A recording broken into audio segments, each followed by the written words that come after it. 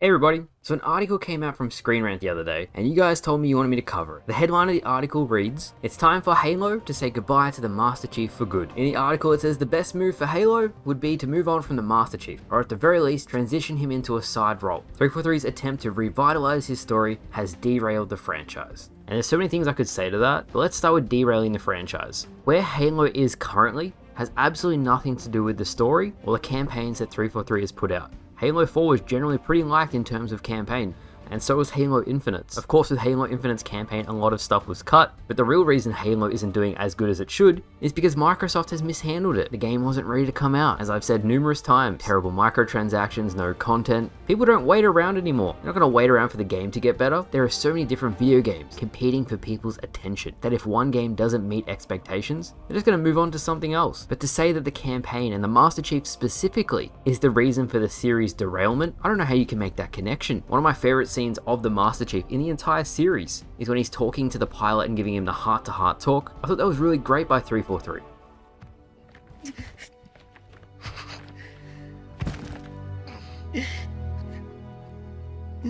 You should leave me here with the rest of the carpets. We all fail. We all make mistakes. It's what makes us human. I'm sorry, Chief, but how have you ever failed? I should have protected Cortana. Stopped everything from going wrong. I failed her. I will not fail you. If anything, I wish the full Halo Infinite campaign that they had to cut is what we got, because we all know the second half of the campaign wraps up very quickly. There's unused islands, and there's lots of content that didn't make it into Halo Infinite's campaign. A scarab fight, more wildlife, I've covered it all before. But to say the Master Chief is the problem, that just doesn't make a lot of sense. Now, does that mean Halo should just do stories about the Master Chief? Absolutely not. Halo 3 ODST is fantastic. I love Halo Reach's story. Halo is big enough of a brand that multiple studios could be working on Halo stories. I think people would really love that. More Halo. You can have your story about the Master Chief and his adventures with the weapon and the pilot. But you could also continue the Halo Wars 2 story. You could do a Sergeant Johnson game from before the events of Halo Combat Evolved. There are so many different stories to tell that sure, Halo shouldn't just be limited to the Master Chief. But in terms of marketing, the Master Chief is iconic. You put him on the front cover, that is the green Halo guy. So it makes sense in a way that 343 continued the Master Chief story.